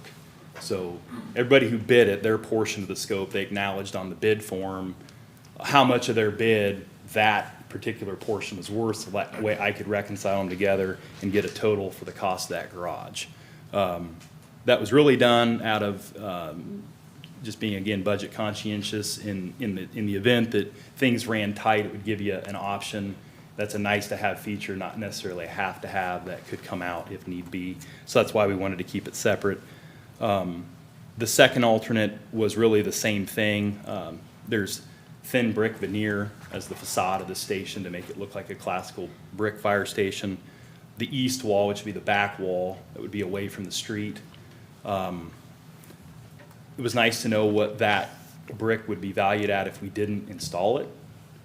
Again, you could, if funds weren't there, you could live without brick on the back side of the building. So we isolated the cost, that way it could be a decision if need be. In both these cases, and I'm gonna get to where you're at on your overall budget, you did well. I think you bought the job at a right time, you had really good participation, and you did well in your numbers. So in both cases, it wouldn't be our recommendation to accept the alternates. I would leave the scope in play and build based off the base bid. That's how I would recommend we proceed on that. I'm gonna get into the overall budget. Before I do, I wanna take a break, go back to the unit prices and alternates, just to make sure you guys understand where the money's at and how the deal was put together and what the purpose behind those things were. Any questions on those? I think you laid it out pretty well. Okay. Yep. So we've been working with a $6.5 million overall project budget. So that's what we've been working toward, to stay under, maximize the scope and cover all the needs that the department has, but stay under the total. That's the goal. When we went into bid solicitation, our overall project budget, when we went into it, I was at 6.4. So which is a good place to be. We were $100,000 under the overall total. I've since redone the budget with these apparent low bid results, and we're at 5.7. I'm rounding these things to the nearest 100,000, so it's simple to talk about, but the long iteration of the numbers is on the budget for you, which is about $700,000 less than what we were prepared to use if need be, which is good. It's really good. Which would be $800,000 less from the 6.5. Now, as part of the budget, we're still carrying about $190,000 in construction contingency, which is a percent basis. So you do still have that in there in conjunction with the unit prices, which some of them add additional layers, I guess, call it protection, that we know where the money's at, we know what it's worth, and we'll manage it. So you've got both of those, which those add up to about 58,000. I put a few little interesting facts on here that I thought you'd want to know. Is when you look at the bid tabs, there's 25 different companies that participated in bidding the work, and 17 of which are all located in Burlington, West Burlington, Fort Madison, and the surrounding small towns. So a lot of local participation, which I think as a council, you guys should like. You know, the money's going to be spent and it stays local to the local economy. So something you guys should know. You know, I would inform people of that. I think it's a good thing. The exception is the fire sprinkler package, and there's really not a local presence for that type of work, so it's a bit of an outlier.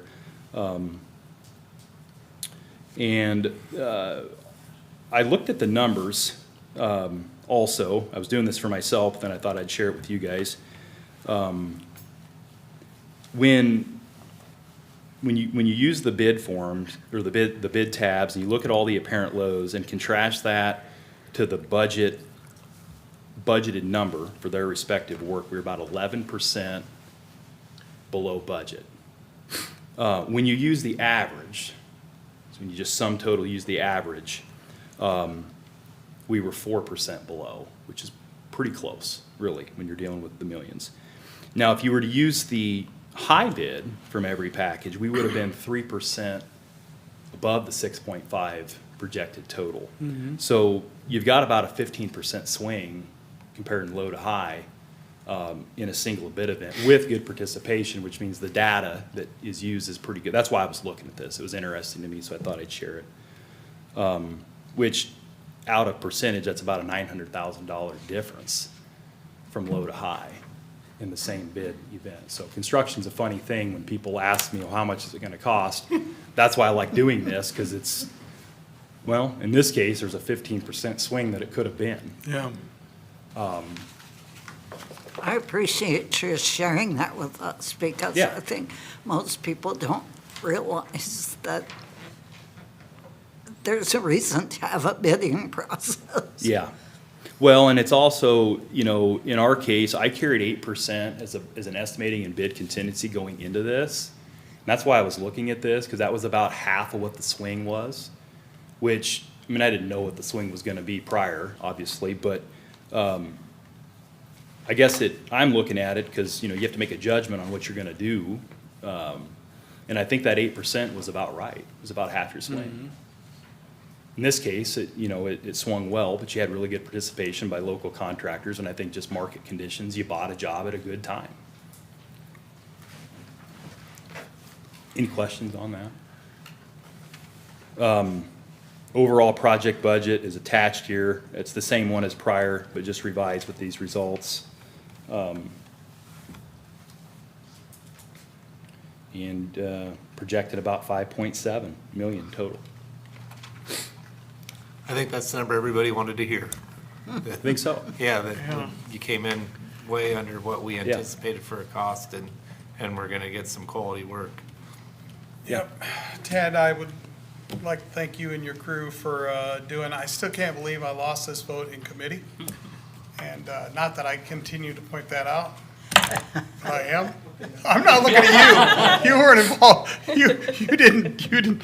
I'm just saying, I did lose this vote in committee to go with our local guys and gals, and I'm so thankful that we reached out and were able to work with you folks after that and resurrect this project, so. Yeah, no, I think it's I gonna wish I be could. a great I- job. I wish we could vote on it tonight, but we will on Monday, so.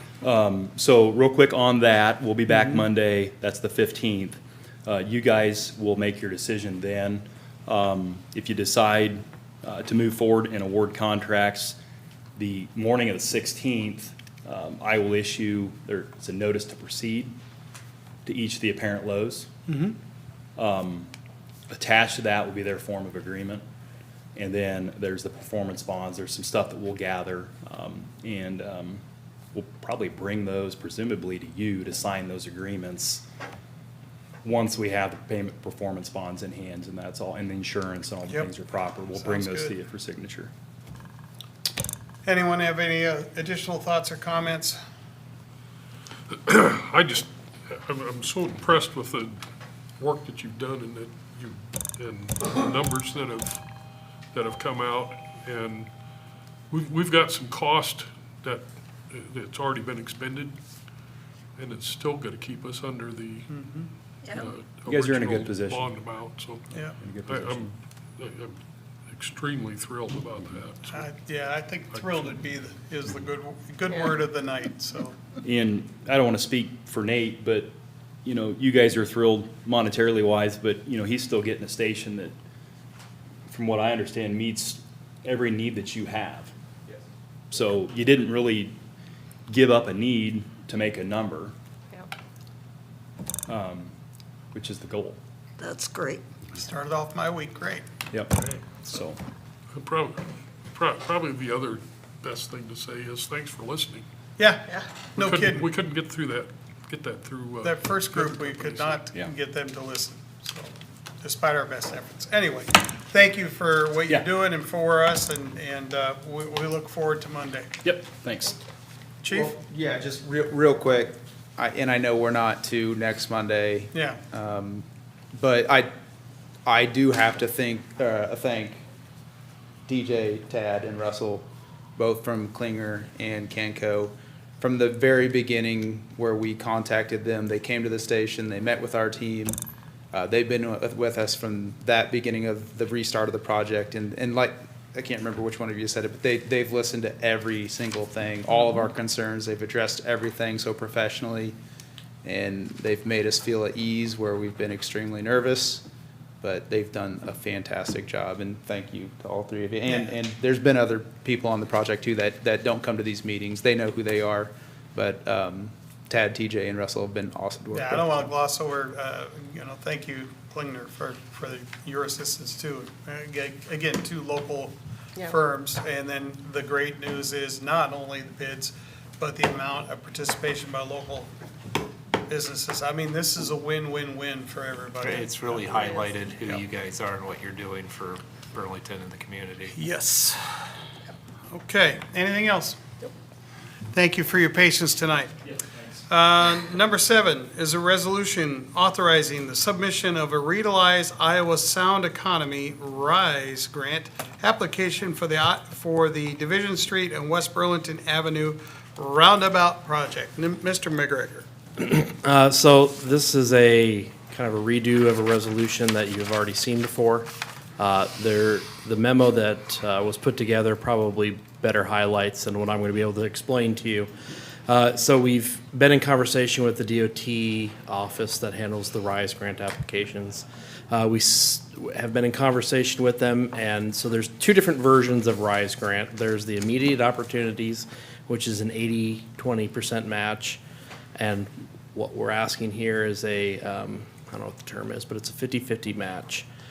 So in the discussion with the RISE office about the 80-20 grant, they have a different formula in which they look at the number of jobs being provided and then the dollar threshold that they will provide you for that immediate opportunity. So this resolution would change from the immediate opportunity, the 80-20, to the 50-50 match. And the reason I wanted to come up and explain this is that it would mean that the city would have some financial obligation as a part of this project. In the past, I had talked about where there would be no money out of pocket out of the city with the previous grant operation.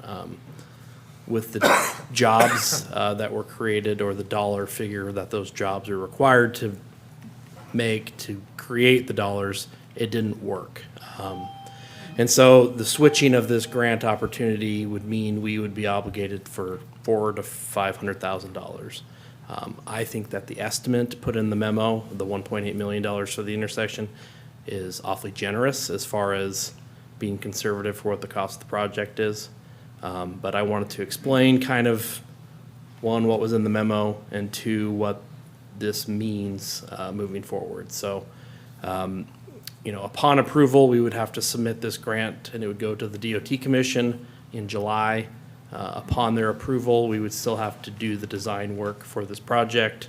And so the financial obligation wouldn't actually hit us until fiscal year '28. So I can answer any questions. It's kind of a long-winded response to, I think, something that's a little bit done better in the memo. So is that, if that bid is, or the estimate is indeed low, does our portion increase? So it'll be a percentage of Percentage, the that's cost, what I right? So we have a TSIP grant, which is traffic safety. That's a hard and fast $500,000. This will be fluctuated depending on the amount of the bid. So it comes in at a $3 million intersection. I'm just using numbers. Yeah. The grant dollars will actually go up, Okay. but so would our So obligation. would ours, okay. This would improve the flow of the semi-traffic and that when they're trying to get in and out of Western Smokehouse, right? Correct. And that was the And intent. Silgan. So that's part of the conversation that we got into with RISE is that we already have a little bit of a congestion issue at that intersection. One, Amazon went in and they have a fair amount of traffic. We already had quite a bit of traffic at that intersection. We tried to use the Amazon jobs that were added as a part of the conversation, but they weren't having, because they're very specific, right? They're state bureaucrats, they're black and white, it's outside of what we're applying for.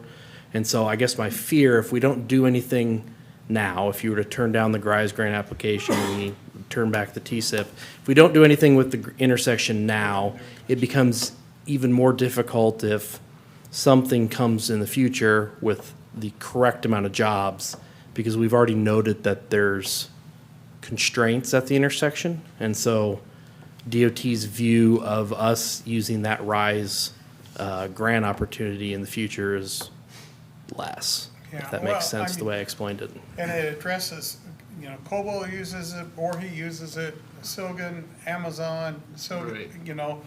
and then, of course, Western Smokehouse, so, yeah, I'd say we apply and go from there, so. I agree. And we probably anticipate more growth in that area too, right? There's more Correct, and that's opportunity for part of the grant development. application is that we know that there's expected growth coming in and around that area, so. Yep. From a traffic flow perspective, I do think that if you move more traffic through this intersection, you will probably cause a problem further to the west at Broadway. And so that will probably be a future conversation for us. The roundabout did great work to the south on West Burlington Avenue and West Avenue. Some of that is what we're seeing here, is that the traffic doesn't slow down as much as it used to. And so now it's hitting this intersection, especially at certain times, and it's causing problems. Because it's not stop and go over there. Right. Any other thoughts, concerns, council? Okay, thanks for the update, Nick, and thanks for clarifying that change. On appointments, council, we have a couple to consider on Monday. First is Economic Development Advisory Board, Joel Searon. His term will expire in July 1st, 2026. He has expressed interest in serving another term. It is requested that council consider reappointing Joel to a new 3-year term, which would expire July 1st, 2029. And on the Tree Advisory Board, Mary Jo Grunther has resigned effective May 11th, 2026, leaving a vacancy. Kevin Crozer has expressed an interest in serving this board. It is requested the council review his attached application and consider appointing Kevin to a new 3-year term, which would then expire June 15, 2029. Moving on to the proposed consent for June 15, 2026.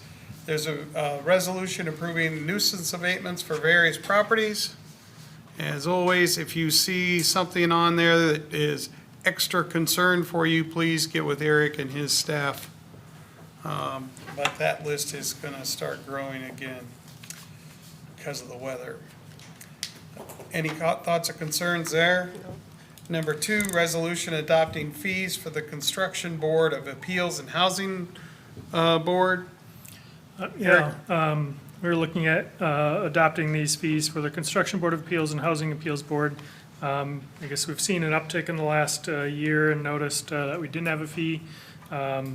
Previously, I'd say till the last 12 to 18 months, we'd see maybe one application every year or two, but we've seen a handful, just especially in the last 6 months, and realize there is no fee for this. There is quite a bit of staff time for review of the applications, processing them, preparing staff reports, notices and publications.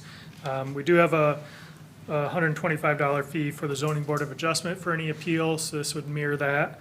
But it also recognizes, especially for tenants, if they're seeking an extension of time frame only to comply, having a lower fee, there's less time for that and don't want it to be overly burdensome if they're just seeking another 30 or 60 days to maybe find a new residence or something, or comply with the terms. But standard applications would be $125, and then the time extension requests would be $25. Staff is having some extra time after work, and then organizing the meetings and doing all the publications and staff reports, that this would essentially cover those costs, or hope to cover some of those costs. Okay. Thoughts or concerns, council? Nope.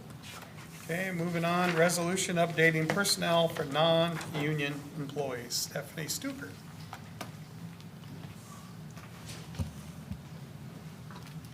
So we annually update this personnel manual for the non-union employees, and it'll be effective July 1st of 2026. The changes are, I've kind of explained them in that memo.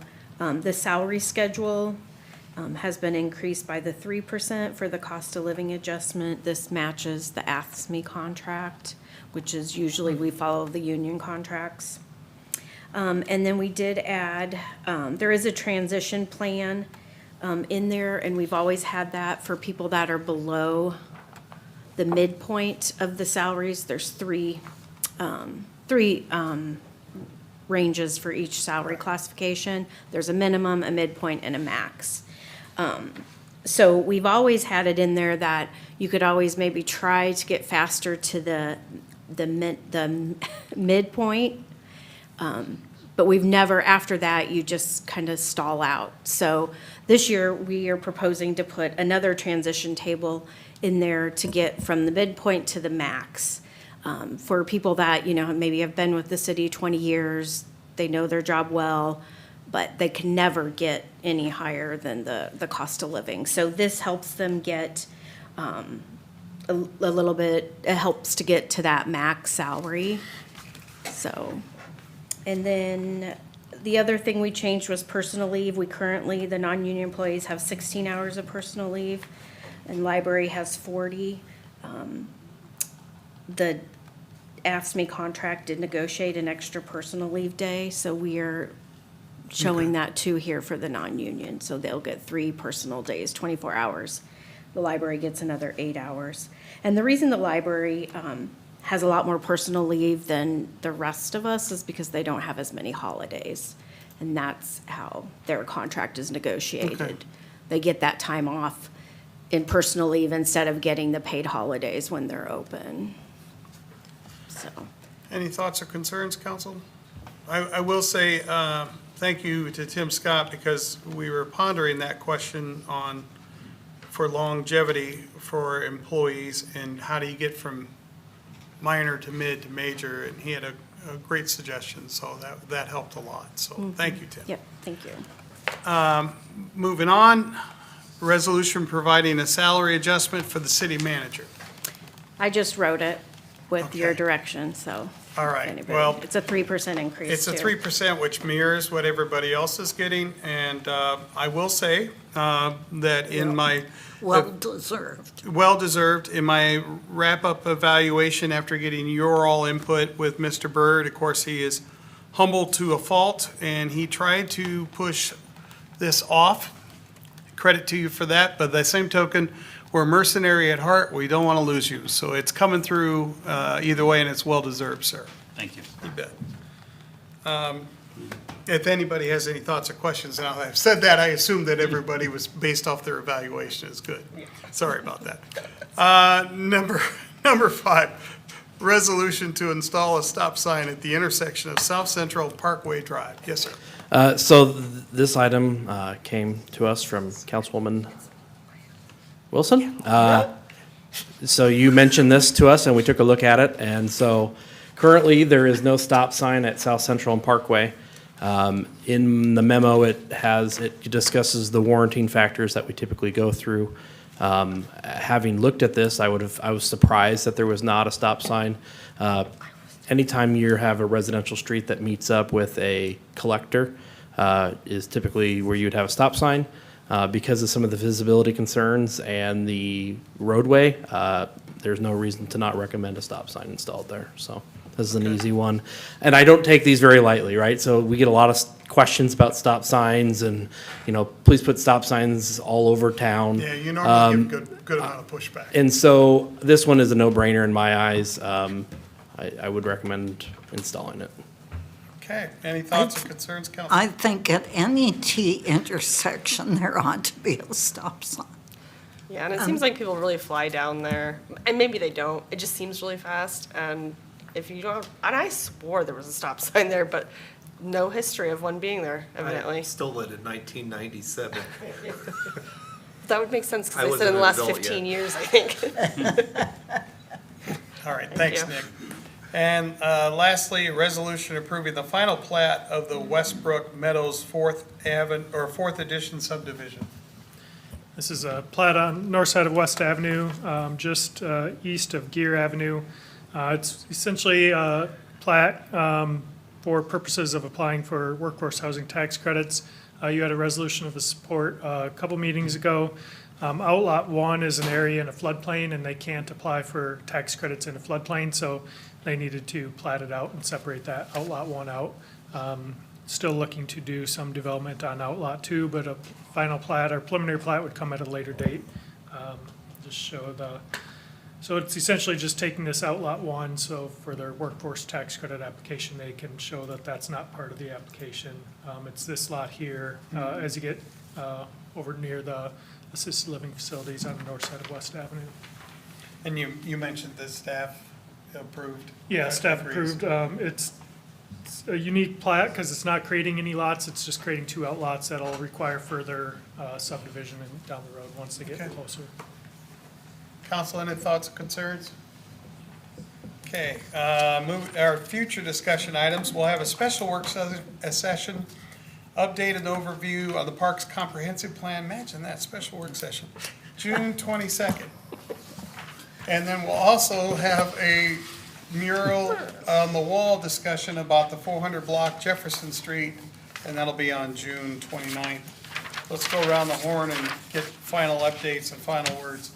Mr. Tislin, anything else for development? Just summer camp started today, so there's a little more activity in Perkins Park. If you're there, just be aware that there's probably going to be a lot of kids around, and excited to get that started this year.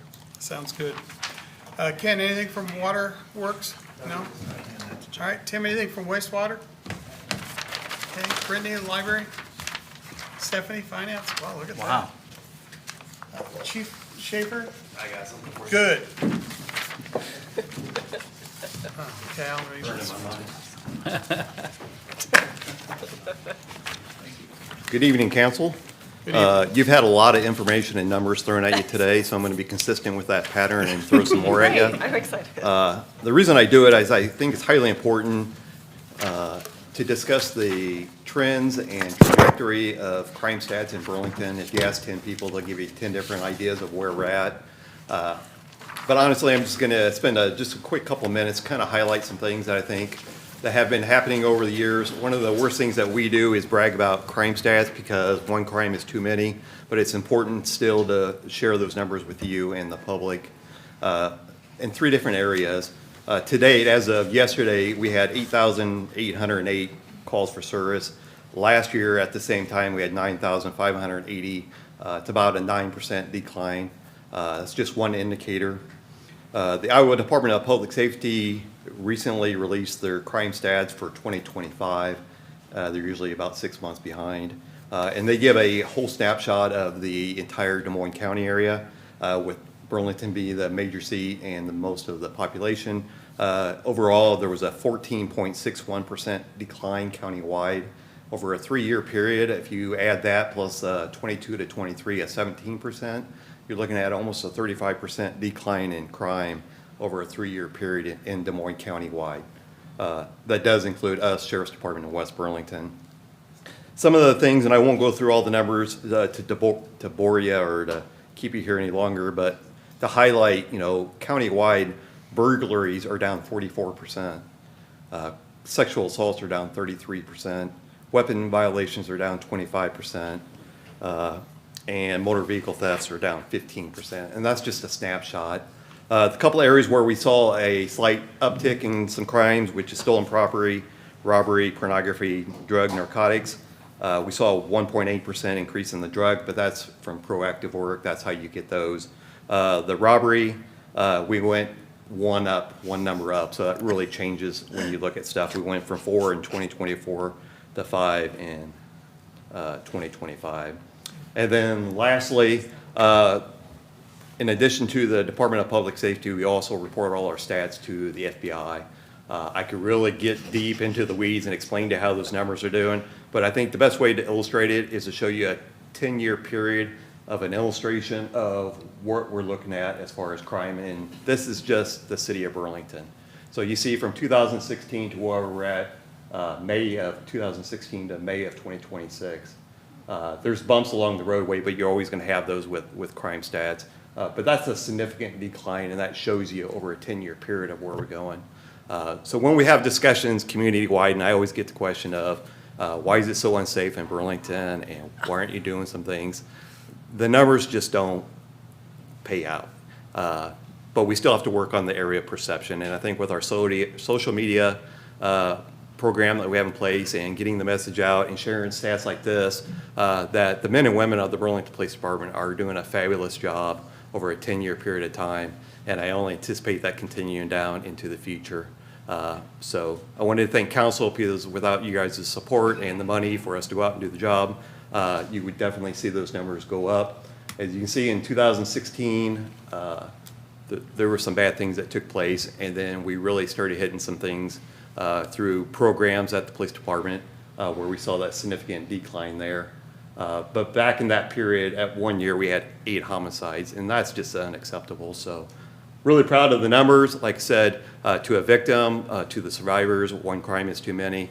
So we're not up here to toot our own horns, but I think it's important at least to show the progress that we're making. So when you hear people say it's not a safe community, I would argue that full-heartedly. So thank you.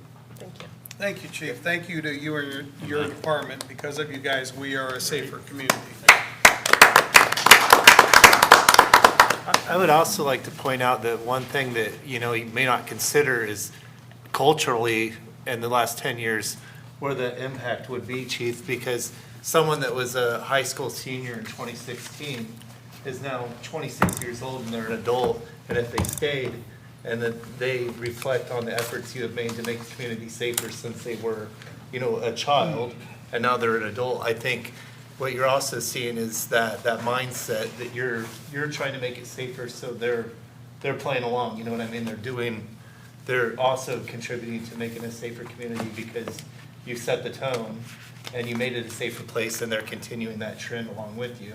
I think that because we saw that in 2016 or whatever, that crime was high, that people were like, hey, how can we help? And then you've got more people involved with saying something if they see something, or trying to make their neighborhood safer or what have you. I think that by you guys setting the tone, I think they've participated and the safety of the community overall. And I think that you're largely responsible for getting us there. So thank you. Yep. Thank, Chief Toops, anything else tonight? Okay, Mr. McGregor, Public Works. One more time up to the podium. So Washington Street, they should be out here working tomorrow. They have all the rock down on the 8th Street intersection, so you start seeing some concrete getting poured down there. And they actually, I think we put out a press release, they actually plan to show up and start milling some of the asphalt work on Wednesday. So you'll start to see some function getting going on that one. On Summer Street, they did close down Mason Road. They have a light out there that alternates. They're starting with the intersection work at Haskell, but it's for the trail crossing there. So just so you're aware that there's some traffic control out there that may cause some issue. So that's it. Thank you for the update, sir. Mr. Byrd. Eric, you want to show that picture there? A little bit of good news, just to continue the trend. So Burlington Parks and Recreation, partnering with the Burlington Rotary Club, has put 2 of these life buoy safety ring stations. There is one at the south ramp on the docks, and there's one at the north ramp on the docks. Partnership between Parks and Rec and the Burlington Rotary Club. So those are installed and ready to go. The picture there on the right, the larger one, kind of shows you what, they're in a plastic case. So if you open that case, there's the rope and the buoy. So just some added safety to our riverfront. That's awesome. Thanks to both of those groups for doing that. Thank you to the Rotary, for sure. And, you know, thank you for your stewardship in making this happen, and also Nick's department as well. So, You bet. you know, it's always nervous when you see kids on those docks, even with their parents there. So that's going to be a great addition, a safe addition for our community. Okay, Tim, anything else tonight? No, sir. Okay, Robert, anything else tonight? Good. Ms. Kay, anything else tonight? Mayor Pro Tem? Nope. Okay, well, Chad talked about the dock thing, which very happy with. I will mention that there are some openings on our boards and commissions. We've done a pretty good job of keeping these things filled, but if you have any interest, Construction Board of Appeals has 1 vacancy, and Flint Hills Golf Course Advisory Commission has a vacancy, and Historic Preservation Commission has 2 vacancies. And lastly, it's been a great few weekends in a row, the kick of the summer season. Appreciate everybody is doing to make our community active and safer and better. And we continue to see improvements every day. And we hope to see the whole community show up for River Days. And buy a chance on a boat. You could get a nice little boat for $20 there. So to support those folks so they can, you heard their vision tonight. I think whatever vision, whatever support and help we can give them is worthwhile. So with that, thank you everybody for their patience tonight. I know it was a long one. Thank you.